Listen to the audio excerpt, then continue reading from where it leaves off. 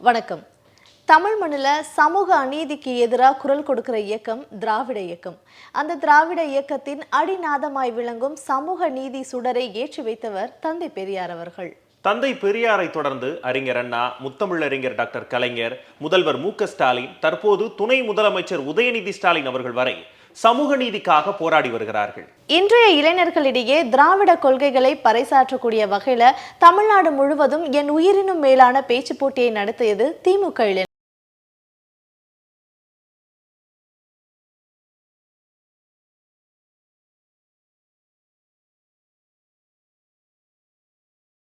நூற்றுக்கணக்கான இளைஞர்கள் திராவிட தீ பரவ பேசி இருந்தாங்க. அதை இந்த நிகழ்ச்சியில பார்க்கலாம். சாதி என்னும் இருளிலே பேயின கொட்டும் மழையிலே சூறாவளியாய் தீண்டாமை மக்களை சுழன்றடித்துக் கொண்டிருக்க இதோ திக்கற்ற தேசத்தில் பகுத்தறிவு பேராளியாய் வந்தார் பெரியார். காற்றை நேசிப்பவனுக்கு காற்றழகாக தெரியும், கனலை நேசிப்பவனுக்கு கனல் அழகாக தெரியும், மதியை ரசிப்பவனுக்கு மதிய அழகாக தெரியும். மக்களை நேசிக்கும் ஒருவன் தான் தலைவனாகிறான். மகத்தான தலைவர் கலைஞர் அவர்கள். திரையுலகில், எழுத்துலகில், இலக்கியத்தில், இசை பாடலில், நாடகத்தில், வரலாற்று கதைகளில் இன்னும் சங்கத்தமிழை அள்ளித்தரும் விதமாக தமிழில் எத்துணை துறைகள் இருக்கிறதோ அத்துணை துறையிலுமே தன் முத்திரை பதித்தவர் தான் முத்தமிழறிஞர் கலைஞர் அவர்கள். முத்தமிழறிஞர் கலைஞர் அவர்களின் நூற்றாண்டை முன்னிட்டு திமுக இளைஞரணி மற்றும் கலைஞர் செய்திகள் நடத்திய மாபெரும் பேச்சு போட்டி.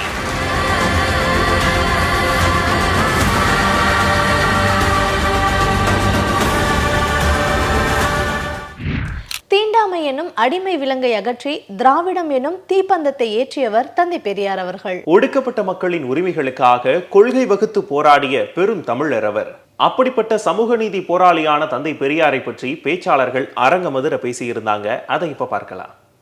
என்றென்றும் பெரியார் ஏன் மூட நம்பிக்கைக்கு முடிவுரை எழுத வந்த முன்னுரை இவர் பெரியார் என்று தெரியும் எப்படி தமிழ்நாட்டிற்கே தந்தை பெரியார் ஆனார். தமிழ்நாட்டில் பிறந்த எல்லா பிள்ளைகளுக்கும் சாதி குறியீடு இல்லாமல் பெயர் சூட்டப்படுகிறதே, அதனால் தமிழ்நாட்டிற்கே தந்தை பெரியார் ஆனார். முதுமையையும் மூத்திர சட்டையையும் ஒருங்கே சுமந்து களத்துளவர் முழங்கியதை மறக்குவா இந்த தமிழகம்? பூநூலின் வாளை அறுக்க போர் வாளாய் நிமிர்ந்தவர் பெரியார். இவர் கிழவன் அல்ல, மூட நம்பிக்கை என்னும் இருளை குளிக்க வந்த கிழக்கு திசை. தொட்டால் தீட்டு பார்த்தால் தீட்டு என்பவர்களுக்கு மொத்தமாய் வைத்தார் வேட்டு. சாதி என்னும் இருளிலே பேயின கொட்டும் மழையிலே சூறாவளியாய் தீண்டாமை மக்களை சுழன்றடித்துக் கொண்டிருக்க இதோ திக்கற்ற தேசத்தில் பகுத்தறிவு பேராளியாய் வந்தார் பெரியார். நாளும் கிழமையும் நலிந்தோர்க்கில்லை, ஞாயிற்றுக்கிழமையும் பெண்களுக்கில்லை என்பார் மக்கள் கவிஞன் கந்தர்வன். ஆனால் அடுப்பங்கரையில் அடிமைகளாய் கிடந்த பெண்களுக்கு அறிவாயுதத்தை கொடுத்து ஆர்ப்பரிக்க செய்தவர் தந்தை பெரியார். நிமிர்ந்த நன்னடை, நேர்கொண்ட பார்வை, நிலத்தில் யாருக்கும் அஞ்சாத திமிர்ந்த ஞானச்செருக்கோடு பெண்களால் வீரநடை போட முடிகிறது என்று சொன்னால் அதற்கு காரணம் பெரியார். இன்றும் கோயிலுக்குள் பெண்களை விடமறுக்கும் வஞ்சகர்களின் வாயை மூடுவதற்காக வேண்டும் பெரியார். ஏன் அடுக்கடுக்காக அரங்கேறி கொண்டிருக்கிறது அநீதிகள், சாட்சி சொல்லிக் கொண்டிருக்கிறது ஆவண படுகொலைகள், இரத்த வெறியில் காதலர்கள், சாதி வெறியில் உறவினர்கள், ஆவண படுகொலைகளின் ஆணி வேர் அறுப்பதற்காக இன்றும் வேண்டும் பெரியார். பஜனை பாடல்களுக்கும் பற இசை பாடல்களுக்கும் இடைப்பட்ட இடைவெளியை, ஆதிக்கவாதிகளுக்கும் அடிமைவாதிகளுக்கும் இடைப்பட்ட இடைவெளியை, பெண்களுக்கும் இந்த சமுதாயத்தில் நடக்கக்கூடிய அநீதிகளுக்கும் இடைப்பட்ட இடைவெளியை உடைக்க வந்த சம்பட்டி பெரியார். எப்போதெல்லாம் சாதி வெறி தலைவிரித்தாடுகிறதோ, எப்போதெல்லாம் இந்த சமுதாயத்தில் ஒரு பெண்ணின் கண்ணீருக்கு ஆணின் நசுரகுணம் காரணமாகிறதோ, எப்போதெல்லாம் மூட நம்பிக்கை தலைவிரித்தாடுகிறதோ, எப்போதெல்லாம் ஆதிக்கவாதிகளின் கால்கள் மக்களின் கழுத்துக்களை முறிக்கிறதோ, அப்போதெல்லாம் மக்களின் மன குகையில் இருந்து சிறுத்தையாக எழுவார் பெரியார் அதே கைத்தடியோடு. எப்போதெல்லாம் அநீதிகள் நடக்கிறதோ அப்போதெல்லாம் பெரியாரின் கருத்துக்கள் நமக்கு தேவைப்படுகிறது. மண்ணுலகை விட்டு அவர் சென்றிருக்கலாம், ஆனால் அவர் கருத்துக்கள் மக்கள் மனதை விட்டு சென்றவில்லை. எப்போதெல்லாம் மக்கள் அநீதிக்கு எதிராக குரல் கொடுக்கிறார்களோ அப்போதெல்லாம் பெரியாரின் கருத்துக்கள் தேவையெனில் இந்த உலகம் சுழலும் வரை, மக்கள் வாழும் வரை என்றென்றும் வேண்டும் பெரியார். என்றென்றும் பெரியார். ஏன் யார் இந்த பெரியார்? ஏன் என்னைக்கோ பிறந்த ஒரு மனுஷனை பற்றி இன்னைக்கு எடுத்து பேசிட்டு இருக்கோம் அப்படின்னா அவருடைய நோக்கம் தான். அவருடைய நோக்கம் இரண்டு தான். பெண் விடுதலை, சமத்துவம். இன்னைக்கு இத்தனை பெண்கள் இங்கே உட்காந்துட்டு இருக்கோம். நீங்கள் யாரும் எனக்கு பதில் சொல்ல வேணாம், ஒரே ஒரு நிமிஷம் யோசிச்சு பாருங்க. நம்ம வீட்டில் எத்தனையோ அறைகள் இருக்கும். பெட்ரூம் இருக்கும், பாத்ரூம் இருக்கும், சமையலறை இருக்கும், சாமி ரூம் கூட இருக்கும். ஆனால் சமையல் அறையில் மட்டும் பெண்களான நம்ம தான் இருப்போம். என்னைக்காச்சும் இதை பற்றி யோசிச்சிருக்கீங்களா? இதை மாற்றணும்னு நினச்சிருக்கீங்களா? நம்மளுடைய எண்ணங்கள் எப்பொழுதுமே என்னவா தெரியுமா இருக்கும்? காலையில் என்ன சாம்பார் வைக்கலாம், மதியம் என்ன பொரியல் செய்யலாம், நைட் என்ன ரசம் செய்யலாம், இதுவாக தான் இருக்குமே தவிர இதை பற்றி நம்ம யோசிக்கல. ஆனால் ஒரு ஆண் மகனாக பிறந்து இந்த பெண்களுடைய நிலையை மாற்றணும்னு நினச்ச ஒரே ஒரு மாபெரும் மனிதன்னா அதுதான் பெரியார். பெரியார் போல் இன்னைக்கு என்னைக்கு எப்பயுமே யாருமே இருக்க முடியாது. ஏன்னா நம்மளுடைய நிலையை இரண்டா பிரித்தவர் பெரியார் தான். பெண்களுக்கு சேர்க்கப்பட வேண்டியது ஒன்று இருக்குது, பிரிக்கப்பட வேண்டியது ஒன்று இருக்குது. சேர்க்கப்பட வேண்டியது அவளுக்கான உரிமைகள், சொத்துரிமை, கல்வியுரிமை, அவளுக்கான அடிப்படை வேலை, இது எல்லாமே அவளுக்கு சேர்க்கப்படணும். பிரிக்கப்பட வேண்டியவை அவளுக்கான கற்பு, அவளுக்கு எதிர்பார்க்கக்கூடிய ஆண்கள், இது எல்லாமே பிரிக்கப்பட வேண்டியதாக இருக்குது. இப்படி பிரித்து நம்ம கையிலையும் கரண்டியெல்லாம் அதிகப்படியாக இருந்தது, அது மட்டும்தான் நம்ம கையில் இருந்தது. அந்த கரண்டியவே தூக்கி எறிஞ்சு நம்ம கையில் சட்டத்தையும் கொடுத்தாரு பெரியார். அப்படிப்பட்ட மாபெரும் மனிதன் பெரியார். இவருடைய எண்ணமானது இன்னைக்கு வரையுமே கரெக்டாக நடந்துட்டு வந்துட்டு இருக்கு. ஆனால் இவர் இன்னொரு விஷயத்தையும் கையில் எடுத்தார், அதுதான் சமத்துவம். சமத்துவத்துக்காக மனுஷன் படாத பாடுபட்டார். கொஞ்சம் நஞ்சப்படலை, நிறைய. ஏன்னா இவரை பிடிக்காத எத்தனையோ பேர் இன்றைக்கும் இருக்காங்க. காரணம், இன்னைக்கு இந்த பூ இருக்குன்னா இந்த பூ அவ்வளோ அழகான ஒரு படைப்பு. அப்போ படைப்பு இருக்குன்னா படைக்கப்பட்டவனும் இருப்பான்ல. ஆனால் ஏன் படைச்சவனே இல்லைன்னு சொல்லி இந்த பெரியார் சொல்கிறாரு? ஏன்னா படைப்பு இல்லைன்னு சொன்னால் நம்ம பண்ண வேலை தான், மனுஷங்க நம்ம பண்ண வேலை தான். கடவுளை உருவாக்குனதே மனுஷன்தான். ஆனால் நம்ம என்ன தெரியுமா பண்ணுறோம்? பக்கத்தில் ஒருத்தன் தாகத்தில் இருப்பான், அவனுக்கு நம்ம தண்ணி தர மாட்டோம். ஆனால் லிட்டர் கணக்கில் கோயிலில் போய் பால் அபிஷேகம் பண்ணுவோம். மனுஷனுக்கு கோரமா வராதா? வரும்ல. லிட்டர் கணக்கில் நீ போய் அப்போ எனக்கு தேவை மனுஷனா கல்லா? ஆனால் அப்படிப்பட்ட பெரியாரே ஒரு கோயிலுக்குள்ள எல்லாருக்கும் எங்க தெரியும், வைக்கம் வீரர்னு ஏன் அவருக்கு கொடுத்தாரு? 1924 வைக்கம் வீரர்னு சொல்லி இந்த பிரச்சனை நடந்தது. கோயிலுக்குள்ள எந்த மக்கள்னாலையும் ஒழுங்கா போக முடியல. காரணம், ஒரு சில உயர்ந்த மனிதர்கள்லாம் குறிப்பிட்ட இடத்துல நின்று தான் நீ கும்பிட்டுட்டு போகணும்னு சொல்லி அங்கே செக் வச்சாங்க. ஆனால் பெரியார் என்ன பண்ணாரு? எனக்கு கடவுள் நம்பிக்கை இல்லைதாயா, ஆனால் ஏன் மனுஷன் கோயிலுக்குள்ளே போகணும், அது எப்படி உனக்கு ஒரு உரிமை எனக்கு ஒரு உரிமை, எல்லாருக்கும் சம உரிமை வேணும்னு சொல்லி அதுக்காக போராடினாரு. இந்த டைலாகை நான் இங்கே சொல்லி ஆகணும். எத்தனை பேர் கேஜிஎஃப் மூவி பார்த்துருக்கீங்க? அதில் ஒரு டைலாக் வரும், யாரோ 10 பேர் அடிச்சு டானானா இல்லைடா, நான் அடித்த 10 பேரும் டான் தான் வரும். அதுதான் பெரியார். இந்தியாவில் அவர் அடித்த ஒவ்வொரு மனுஷனுமே எவனும் கீழே கிடையாது, எல்லாம் பெரிய பெரிய ஆளு. இவெல்லாம் சிங்கம்னா இவன் முன்னாடி நிற்க முடியாதுடா அப்படின்னு சொன்னதான் அடிச்சுட்டு தூக்குனாரு. அப்படிப்பட்ட மனுஷன் பெரியார். அவர் எம்எல்ஏ கிடையாது, பிரதமர் கிடையாது, சிஎம் கிடையாது. ஆனால் இந்தியாவுடைய துணை கண்டத்தின் சட்டத்தையே மாற்றி அமைத்தவர் பெரியார். நகரத்தில் இருக்கும் ஒரு இளைஞனுக்கு கிடைக்கும் அத்தனை வாய்ப்புகளும் தமிழ்நாட்டின் கடைக்கோடி கிராமத்தில் இருக்கும் ஒவ்வொரு இளைஞனுக்கும் கிடைக்க வேண்டும் என போராடியவர் தான் முத்தமிழறிஞர் டாக்டர் கலைஞர் அவர்கள். அதற்கு இன்னைக்கும் சாட்சியாக இருக்குது அவர் தமிழ்நாட்டில் அறிமுகப்படுத்திய 69% இடஒதுக்கீடு. அதனால பயன்பெற்று மேன்மையடைந்த இளைஞர்கள் பல கோடி பேர். அதற்கு சாட்சியாக சில 100 இளைஞர்கள் அரங்க மதுரை இங்கே பேசியிருந்தாங்க. அதை இப்ப பார்க்கலாம். தலைப்பு: சமூக நீதி காவலர் கலைஞர். தன்னுடைய திட்டங்கள் மூலமும் சாதனைகள் மூலமும் சமத்துவத்தை கொண்டு வந்தவர். ஏழை எளியோருக்கு இலவச வீட்டுமனை பட்டா, குடியிருப்போர் மனையை குடியிருப்போருக்கே தந்து சட்டம் செய்தவர் கலைஞர். கலைஞரின் வீடு வழங்கும் திட்டமானது 21 லட்சம் குடிசை வீடுகளை 6 ஆண்டுகளில் கான்கிரீட் வீடுகளாக மாற்றியது. 2006ஆம் ஆண்டு கலைஞர் தான் முதலமைச்சராக பதவியேற்ற அதே விழா மேடையிலே தனது முதல் கையெழுத்தாக 2 கோடி குடும்ப அட்டைகளுக்கு 2 ரூபாய்க்கு 1 கிலோ அரிசி என்று கையெழுத்திட்டார். கலைஞரின் காப்பீட்டு திட்டமான வருமுன் காப்போம் திட்டம் மூலம் இதுவரை பல கோடி மக்கள் பயனடைந்துள்ளனர். திமுக ஆட்சியில் உருது பேசும் லெப்பைகளை தமிழ் முஸ்லிம்களை போல் பிற்படுத்தப்பட்டோர் பட்டியலில் சேர்க்க வேண்டும் என்று கூறி அவர்களுக்கான இடஒதுக்கீடு மற்றும் நலத்திட்ட உதவிகளை வழங்கியவர் நம் முத்தமிழ் அறிஞர் கலைஞர். சமூக நீதி காவலர் கலைஞர் என்கிற தலைப்பிலே என்னுடைய சிற்றுரையை துவங்குகிறேன். உயர்ந்தவர் தாழ்ந்தவர், ஏழை பணக்காரர், இருப்பவர் இல்லாதவர், படித்தவர் படிக்காதவர் என்கிற வேற்றுமைகளை எல்லாம் களைத்து போட்டு சமூக நீதி என்பதை வெறும் வார்த்தையாக அல்லாமல் தன்னுடைய வாழ்க்கையாக கொண்டு இந்த சமூகத்திலே புதைத்தவர் அல்ல, விதைத்தவர் சமூக நீதி கலைஞர் நம்முடைய கருணாநிதி அவர்கள். குடிசையில் இருப்பவர்கள் குடிசையில் தான் இருக்க வேண்டும், கோபுரத்தில் இருப்பவர்கள் கோபுரத்தில் தான் இருக்க வேண்டும் என்கிற சமத்துவமற்ற நிலையை தவிடுபொடியாக்கி குடிசை மாற்று வாரியத்தை 1971ஆம் ஆண்டு இந்த சமூகத்திலே கொண்டு வந்து மாபெரும் புரட்சியை ஏற்படுத்தினார். சமூக நீதி என்பது என்ன? எல்லோருக்கும் எல்லாமும் கிடைத்திட வேண்டும், எல்லோருக்கும் சமமான வாய்ப்பும் இங்கு இந்த தமிழகத்தில் கிடைத்திட வேண்டும் என்று கிட்டத்தட்ட தன் வாழ்நாளில் 3/4 பாகத்தை தமிழ்நாட்டின் மக்களுக்காகவும் சமூக நீதிக்காகவும் பாடுபட்டு திட்டங்களின் மூலமாக தமிழகம் மற்ற மாநிலங்களின் கண்களில் மிளிர வேண்டும் என்பதற்காக போராடி கொண்டே இருந்த ஒரு தமிழக தலைவன் இருக்கிறார் என்றால் அது முத்தமிழறிஞர் டாக்டர் கலைஞர் மட்டுமே. வெறும் பாத்திரங்களில் மட்டுமே, எப்படி வெறும் பாத்திரங்களில் மட்டுமே இருந்த பெண்களின் பெயரை பத்திரங்களிலும் ஏற்றினார் என்றால் அதுதான் கலைஞரின் பெருமை. கைரிக்ஷா ஒழிப்பை ஒழித்து அதற்கும் கைரிக்ஷாக்களை கொடுக்கும் அந்த புகைப்படங்களில் தொழிலாளியின் தோள் மீது தோளோடு நின்று இன்றும் சிரித்துக் கொண்டிருக்கும் கலைஞர் புகைப்படத்தை பார்த்து என் தந்தை சொல்வார், பாரப்பா அவர்தான் உழைப்பாளிகளுக்காகவும் தமிழக மக்களுக்காகவும் எவ்வளவோ செய்து தன்னலமற்ற தலைவராக இருந்த கலைஞர் என்று எனக்கு அடையாளம் காட்டப்பட்டவர் கலைஞர் அவர்கள்.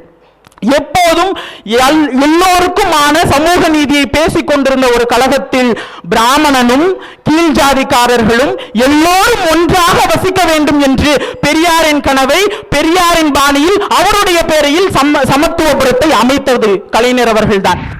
இன்னும் பல நூற்றாண்டுகளுக்கு தமிழ்நாட்டில் அழிக்க முடியாத, மறக்க முடியாத பல மாற்றங்களை நிகழ்த்தி காட்டியிருக்காரு முத்தமிழறிஞர் டாக்டர் கலைஞர் அவர்கள். அவரோட தொலைநோக்கு சிந்தனையில தான் இன்றைய தமிழ்நாடு இன்னைக்கு வரைக்கும் இயங்கிட்டு இருக்கு. அப்படி தமிழ்நாட்டுக்காக மக்களுக்காக உழைத்த கலைஞரை பற்றி பேச்சாளர்கள் அருமையாக பேசியிருந்தாங்க. அதை இப்ப பார்க்கலாம். ஒரு நாட்டின் வளர்ச்சி என்பது பொருளாதாரத்தின் வளர்ச்சியே. பொருளாதாரம் வளர வேண்டுமெனில் தொலைநோக்கு பார்வை வேண்டும். ஒவ்வொரு தனி மனிதனின் வாழ்க்கைக்கும், ஒட்டுமொத்த தமிழ்நாட்டு மக்களுக்கும், ஏன் ஒட்டுமொத்த இந்தியாவுக்கும் என அள்ளும் பகலும் அயராது ஓயாமல் உழைத்து கொஞ்சம் ஒப்பனையை சீரமைத்து பாடுபட்டு பாமரனையும் உயர்த்தி பல பேருக்கு பகிர்ந்தளித்து தமிழ் காவியங்கள் பல பாடி நம் மகிழ்ந்து பண்டோர் மனதை கவர்ந்து தமிழ் நூல் நிலையங்கள் பல அமைத்து தமிழ் தாயை காத்து தமிழுக்கு தொண்டாற்றி புகழோடு என்றும் வாழ்ந்து சாத்திரங்கள் பல கற்றி தமிழ் வித்தைகள் பல புரிந்து தமிழ் சரித்திரத்தில் உலக அரங்கில் நீங்காத புகழ் பெற்ற திருக்குவளையத்தின் டாக்டர் கருணாநிதி அவர்கள் தொலைநோக்கு சிந்தனையின் பார்வையாலே இன்று நமக்கு கிடைத்த நன்மைகள் ஏராளம் ஏராளம். இந்தியாவிலேயே முதலாக விவசாயத்திற்காக இலவச மின்சாரத்தை தந்து ஊருக்கே சோறு போடும் இனமடா எங்கள் விவசாயிகள், இனி உலகிற்கே சோறு போடுங்கள் என்று விவசாயத்தில் பெரும் புரட்சி செய்தவர் டாக்டர் கலைஞர் அவர்கள். ஆம், பெண்கள் நாட்டின் கண்கள். பெண்கள் குடிநீர் எடுக்க கஷ்டப்படுகிறார்களே என்று எண்ணி மேல்நிலை நீர்த்தேக்க தொட்டிகளை அமைத்து கொடுத்தவர் டாக்டர் கலைஞர் அவர்கள். நீரின்றி அமையாது உலகு. இந்த இந்தியாவிலேயே முதலாக நதிநீர் இணைப்பு திட்டத்தை ஏற்படுத்தி நீர் மேலாண்மையின் தலைமை வகித்தவர் டாக்டர் கலைஞர் அவர்கள். ஆம், காற்றை நேசிப்பவனுக்கு காற்றழகாக தெரியும், கனலை நேசிப்பவனுக்கு கனல் அழகாக தெரியும், மதியை ரசிப்பவனுக்கு மதி அழகாக தெரியும். மக்களை நேசிக்கும் ஒருவன் தான் தலைவன் ஆகிறான். மக்களை நேசித்தாலே குடிசை மாற்று வாரியத்தை ஏற்படுத்தி அனைத்து குடிசை வீடுகளையும் கான்கிரீட் வீடுகளாக மாற்றி கொடுத்த மகத்தான தலைவர் கலைஞர் அவர்கள். கிராமங்களே நகரங்களின் முதுகெலும்பு. கிராமங்களும் வளர வேண்டும் என்பதற்காகவே தமிழகத்திலே தமிழக அரசு போக்குவரத்து கழகத்தை ஏற்படுத்தியவர் டாக்டர் கலைஞர் அவர்கள். நவீன தமிழ்நாட்டின் சிற்பி கலைஞர். ஜாதி, மதம், மொழி, இனம் என்று எந்த ஒரு வேறுபாடுமின்றி உலகிலே அனைத்து மக்களும் ஒரே இடத்தில் வாழ வேண்டும் என்ற பெரியாரின் ஆசை கனவு லட்சிய திட்டமான சமத்துவபுர திட்டத்தை உலகிலேயே முதலாக கொண்ட தலைவர் நமது கலைஞர் ஆவார் என்பதை நான் உறுதியாக கூறிக்கொள்கிறேன். அது மட்டுமில்லாமல் நீ உள்ளே செல்லக்கூடாது, நீ தொட்டால் தீட்டு, எங்கு சென்றாலும் தடை தடை தடை அதை உடை உடை என்னும் வகையில் அனைத்து ஜாதியினரும் அச்சராலம் என்னும் திட்டத்தை கொண்டு வந்தவரும் கலைஞர். கை நாட்டு வைக்கும் ஏழை விவசாயியின் மகன்தான் நாளை கிராஜுவேட் ஆக வேண்டும் என்பதற்காக அரசு பொறியியல் கல்லூரியிலும் அரசு கலைக்கல்லூரியிலும் தமிழ் வழியில் கொண்டு வந்தவரும் நமது கலைவாணர் என்பதை நான் உறுதியாக கூறிக்கொள்கிறேன். அது மட்டும் இல்லாமல் அவர் கொண்டு வந்த பல திட்டங்கள், டைட்டல் பார்க், அண்ணா நூற்றாண்டு நூலகம் என எண்ணற்ற வகையை கொண்டு வந்தார். அது மட்டும் இல்லாமல் தமிழ்நாட்டில் எந்த ஒரு மாணவனும் தமிழ் படித்துவிட்டு வீணாக போகக்கூடாது என்று 10% இடஒதுக்கீடை கொண்டு வந்தவரும் நமது கலைஞர் ஆவார். நவீன தமிழ்நாட்டின் சிற்பி கலைஞர். கலைஞர் என்பது வெறும் பெயர் அல்ல, தமிழ்நாட்டின் அடையாளம். தமிழர்களின் உணர்வுகளின் உள்ளங்களில் அவர் தன் இல்லங்களில் மெய்க்கவர நிறைந்திருக்கிறது அவரது பெயர். இந்த மண்ணில் வாழும் ஒவ்வொரு மனிதனின் வாழ்க்கையிலும் தாக்கத்தை ஏற்படுத்தியுள்ளார் கலைஞர். சமத்துவமான கண்ணியமான வாழ்க்கை குறித்து தொலைநோக்கு பார்வையும் தமிழ்நாட்டின் எதிர்காலம் குறித்த ஓர் மாபெரும் கனவு அவருக்கு இருந்தது. தன் சிந்தனையால், நிர்வாக திறனால், எளிய மனிதர்கள் மீதான அக்கறையால், மானுட பற்று நிறைந்த கொள்கை உறுதியால், தீட்டிய திட்டங்களால் தமிழ்நாட்டின் முகத்தையே மாற்றி அமைத்த தலைவர் கலைஞர். தந்தை பெரியாரின் மாணவன், பேரறிஞர் அண்ணாவின் தம்பியான கலைஞர் தமிழ்நாட்டின் முதலமைச்சராக முதல் முறையாக பதவியேற்ற போதே சமூக நீதிக்கான விதையை ஆழமாக விதைத்தார். ஆம், அதுவரை வழக்கத்தில் இருந்த மனிதனே இழுத்துச் செல்லும் கைரிக்ஷா முறைக்கும் முடிவு கட்டினார் கலைஞர். குடிசை மாற்று வாரியத்தை உருவாக்கினார். சமூக நீதியில் தனியாத தாகம் கொண்ட கலைஞர் மிகவும் பிற்படுத்தப்பட்டோர் பிரிவை உருவாக்கி இஸ்லாமியர்களுக்கும் அருந்ததியர்களுக்கும் தனி ஒதுக்கீட்டை ஒதுக்கி லட்சக்கணக்கான மக்களின் வாழ்வில் ஒளியேற்றினார். கடைக்கோடி மனிதனுக்கும் கல்வி கிடைக்க வேண்டும் என்பதை நோக்கமாக கொண்ட அவர் பள்ளி இறுதி வரை இலவச கல்வி என அறிவித்தார். மாணவர்களுக்கு இலவச பஸ் பாஸ் வழங்கி கிராமப்புற மாணவர்களை மேற்படிப்பிற்கு செல்ல ஊக்குவித்தார். நவீன தமிழ்நாட்டின் சிற்பி. திரையுலகில், எழுத்துலகில், இலக்கியத்தில், இசை பாடலில், நாடகத்தில், வரலாற்று கதைகளில், கடித இலக்கியத்தில், இன்னும் சங்கத்தமிழை அள்ளித்தரும் விதமாக தமிழில் எத்துணை துறைகள் இருக்கிறதோ அத்துணை துறையிலுமே தன் முத்திரை பதித்தவர் தான் முத்தமிழறிஞர் கலைஞர் அவர்கள். இந்தியாவில் 29 மாநிலங்கள் இருக்கலாம், 8 ஒன்றிய பகுதிகள் இருக்கலாம். படிப்பில், பண்பாட்டில், பகிர்ந்து வாழ்வதில், சாதியற்று வாழ்வதில், சமநோக்கில், சமூக நீதியை பேணுவதில் நாம் தமிழ்நாட்டை தவிர வேறொரு மாநிலம் கிடையாது.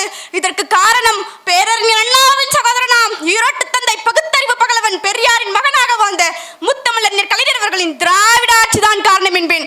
என்ன தேசமடா இது, என்ன தேசமடா, எத்தற்கே வாழ்வு தரும் மோசமடா என்று மனிதர் நோக மனிதர் பார்க்கும் பார்வையின் இல்லை என்ற பாரதியின் சிந்தனைக்கேற்ப பேரறிஞர் அண்ணாவின் நீதி கட்சி கொள்கை செய்து கொடுத்தும் மனிதனை வைத்து மனிதனே இழுக்கும் கை ரிக்ஷாவை கடைக்கழுப்பி சாமானிய மக்களுக்கு சைக்கிள் ரிக்ஷாவை சக்தியில கொடுத்து நம்மை சங்கே முழங்கு என்று தாங்கி பிடித்த தலைவர் தான் முத்தமிழறிஞர் கலைஞர் அவர்கள். பேரறிஞர் அண்ணாவின் சிந்தையில் தோன்றிய தாய்மொழி பற்றுதான் முத்தமிழறிஞர் கலைஞருக்கு கருவாய் உருவானது. கல் தோன்றி மண் தோன்றா காலத்தை வாளோடு முன் தோன்றிய மூத்த மொழி என்ற பெருமைக்குரிய தாய்மொழியாம் தமிழ் மொழியை கட்டாய பாடமாக்கி நம் தாய்மொழியாம் தமிழ் மொழிக்கு 1968 2ஆம் உலக மாநாட்டை நடத்தினார் பேரறிஞர் அண்ணா அவர்கள். பேரறிஞர் அண்ணாவின் வழியில் நின்று சங்ககாலம் மீண்டும் வந்ததோ என்று அனைவரும் போர் என்ற வகையில் சங்க தமிழுக்கு செம்மொழி தகுதியை பெற்றுக் கொடுத்து கோவையில் செம்மொழி மாநாட்டை நடத்தி தமிழ் அன்னையின் இதயத்தை குளிர்ந்த செய்தவர்தான் முத்தமிழறிஞர் கலைஞர் அவர்கள். கலைஞர் தான் தன் ஆட்சிக்கு வந்த பிறகு பெண்கள் காவல்துறையில் நியமிக்கப்பட வேண்டும் என்ற தீர்மானத்தை உறுதியாக்கி இன்றைக்கு செயல்படுத்திக் கொண்டிருக்கிறது என்று சொன்னால் காவல்துறையில் பணிபுரியும் ஒவ்வொரு பெண்களும் தாய் தந்தையருக்கு நன்றி சொல்கிறார்களோ இல்லையோ, முத்தமிழறிஞர் கலைஞர் அவர்களுக்கும் தந்தை பெரியாருக்கும் நன்றி சொல்வதற்கு கடமைப்பட்டிருக்கிறார்கள் என்பதை இந்த மன்றத்தில் நான் பதிவு செய்கிறேன். எண்ணற்ற கொள்கைகளையும் எல்லையற்ற சுதந்திரத்தையும் தமிழ்நாட்டில் உருவாக்கியது திராவிடம். மொழிக்காக களத்துல நின்று போராடியவர்கள் திராவிட தலைவர்கள். பேசி பேசி தமிழ்நாட்டின் தன்மானத்தை காத்தவர்கள் தந்தை பெரியாரும் அறிஞர் அண்ணாவும். அப்படிப்பட்ட தலைவர்களையும் இயக்கத்தையும் கொண்டாடும் வகையில இந்தி திணிப்பு என்றும் எதிர்ப்போம், பேசி வென்ற இயக்கம், தமிழ்நாட்டு குடும்பங்களில் திமுக போன்ற தலைப்புகள்ல பேச்சாளர்கள் பேசியிருந்தாங்க. அதை இப்ப பார்க்கலாம். சாதியால், மதத்தால், இனத்தால், மூட நம்பிக்கையால், பழக்க வழக்கங்களால் நாறு நாராக கிழிந்து கொண்டிருந்த தமிழ்நாட்டை தன்னுடைய எழுதுகோல் என்ற ஓர் உளியால் செதுக்கியவர் தான் கலைஞர். அதனால் கலைஞர் தமிழ்நாட்டினுடைய சிற்பி. இன்னும் சொல்ல வேண்டுமா, கலைஞர் என்ற ஒருவர் இல்லாமல் இருந்திருந்தால் கலைஞர் என்ற ஒருவர் இல்லாமல் இருந்திருந்தால் இன்னும் நாம் எல்லாம் பொட்டு பூச்சிகளாய், புன்மை தேரைகளாய், பகுத்தறிவு பெறா புல்லர்களாய், நம்மை நாமே யார் என்று அறியாத ஒரு கும்பலாக, அடிமை உணர்வுகளாக, தொழும்பர்களாக, ஆள் அடிமைகளாக, அவமான சின்னங்களாக வாழ்ந்திருப்போம் இருட்டறையில். இருட்டில்தான் தமிழகத்திற்கு வெளிச்சம் என்று நினைத்துக் கொண்டிருந்த மதிக்கட்ட கூட்டத்திற்கு, அட பைத்தியங்களே, இது அல்ல வெளிச்சம், இதோ இங்கே இருக்கிறது வெளிச்சம் என்று தன்னுடைய எழுதுகோளால் தீட்டி தீட்டி தீட்டி இந்த தேசத்தையே வெளிச்சத்திற்கு கொண்டு வந்த தமிழ்வானின் விடிவெள்ளி கலைஞர் அவர்கள். ஆம், கருவறை இல்லாத ஆணே கோவில் கருவறைக்குள் செல்லும் போது கருவறை இருக்கின்ற பெண்கள் ஏன் கோவில் கருவறைக்குள் செல்லக்கூடாது என்று இன்றைக்கு திருச்சியிலே சுகாஞ்சனா என்ற ஒரு பெண்மணி கோவில் கருவறையில் நுழைந்து தேவாரத்தையும் திருவாசகத்தையும் முழங்கிக் கொண்டிருக்கிறாள் என்றால் இதற்கு காரணம் முத்தமிழறிஞர் கலைஞர் என்பதை நாம் மனதிலே நிறுத்திக் கொள்ள வேண்டும். கடந்த 50 வருடங்களுக்கு முன்பாக மயிலாப்பூர் எனும் ஒரு இடத்திலே ஒரு பெண் தன்னுடைய கணவனை இழந்து விட்டால் அந்த பெண்ணிற்கு மொட்டையடித்து முக்காடு போட்டு மூளையில் உட்கார வைத்த சமூகம் நம்முடைய தமிழ் சமூகம். ஆனால் இன்றைக்கு அந்த மயிலாப்பூரிலே யார் விதவைகள் என்று கண்டுபிடிக்க முடியாத அளவிற்கு நம்முடைய தமிழ்நாடு உயர்ந்திருக்கிறது என்றால் இதற்கு காரணம் கலைஞர் அவர்கள் கொண்டு வந்த விதவை மறுமண உதவித்தொகை திட்டம். இதையும் தாண்டி சொல்ல வேண்டுமா? கைத்தட்டி கைத்தட்டி காசு கேட்ட திருநங்கைகளின் சாதனையை பார்த்து இன்றைக்கு இந்த உலகமே கைத்தட்டி கொண்டிருக்கிறது. திருநங்கை என்ற அந்தஸ்தை வாங்கி தந்தார். அதன் விளைவு என்ன தெரியுமா? இன்றைக்கு முதல் பெண் திருநங்கை காவலாளியாக சேலத்தை சார்ந்த பிரித்திகா யாசினி என்ற ஒரு திருநங்கை தேர்வு செய்யப்பட்டிருக்கிறார். இன்னும் சொல்ல வேண்டுமா? ஆண்களுக்கு மட்டும்தான் வீரம் இருக்கிறது, ஆண்கள் மட்டும்தான் காவலாளி ஆக முடியும் என்று நினைத்துக் கொண்டிருந்த தடையை உடைத்து எறிந்துவிட்டு பெண்ணுக்குள்ளும் வீரம் இருக்கிறது, பெண்களும் காவலாளிகள் ஆகலாம் என்று பெண்களுக்கு கூட காக்கி சட்டை அணிவித்து அழகு பார்த்த ஒரே தலைவர் முத்தமிழறிஞர் கலைஞர் அவர்கள். மானமிகு சுயமரியாதைக்காரராக வாழ்நாள் முழுவதும் வாழ்ந்து காட்டியவர் தலைவர் முத்தமிழறிஞர் டாக்டர் கலைஞர் அவர்கள். தமிழ்நாட்டின் சுயமரியாதையையே தன்னுடைய சுயமரியாதையாக நினைத்து வாழ்ந்தவர் அவர். தமிழ்நாட்டோட உரிமைகளுக்காக குரல் கொடுத்த கொள்கை போராளி கலைஞருடைய சுயமரியாதை வரலாற்றை பேச்சாளர்கள் அருமையாக பதிவு செய்திருந்தாங்க. அதை இப்ப பார்க்கலாம்.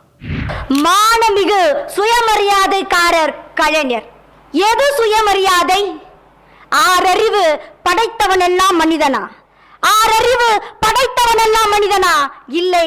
எவர் ஒருவர் ஆறறிவை சரியாக பயன்படுத்துகிறாரோ, ஏன், எப்படி, எதற்கு என்ற அடிப்படையில் வாழ்கிறானோ அவன்தான் சுயமரியாதைக்காரன் என்கிற மிகப்பெரிய பகுத்தறிவு தத்துவத்தை இந்த சமூகத்தில் விதைத்தவர் கலைஞர். இந்த சமூகத்தில் எதை செய்துவிடும்? இந்த சமூகத்தில் நாம் பேசுகின்ற பேச்சு எதை செய்துவிடும்? அறியாமை, கொத்தடிமை, பெண்ணடிமை, தீண்டாமை, ஏழ்மை, இல்லாமை, கல்லாமை, வறுமை, போதமை, பேதமை, கயமை, மூட நம்பிக்கைகள், சாதிய கொடுமைகள் போன்ற அத்துணை சீர்கேடுகளும் கலைந்த ஒரு உன்னத தமிழகமாக இன்றைக்கு தமிழகம் உயர்ந்திருக்கிறது என்று சொன்னால் அதற்கு காரணம் சுயமரியாதைக்காரர்கள். இந்த சுயமரியாதையால் இந்த தமிழகம் அடைந்த மாற்றம் தான் என்ன?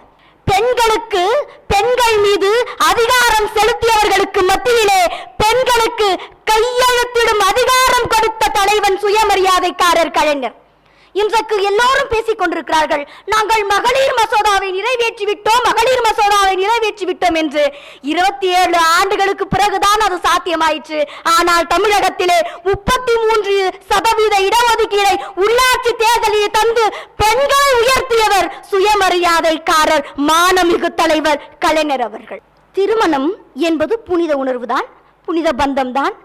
காதலித்து ஜாதியை மாற்றி காதலித்தால் அடித்து கொலை, திருமணத்தை மாற்றி செய்துவிட்டால் ஆணவ படுகொலை, இப்படி சாதியின் கொடுமைகள் இந்த சமூகத்தில் தலைவிரித்து ஆடிக்கொண்டிருந்த இதே தமிழகத்தில் தான் கலப்பு திருமணத்தை ஆதரித்து ஒரு சுயமரியாதைக்காரர் யார் என்று சொன்னால் அது முத்தமிழறிஞர் கலைஞராகத்தான் இருக்க முடியும்.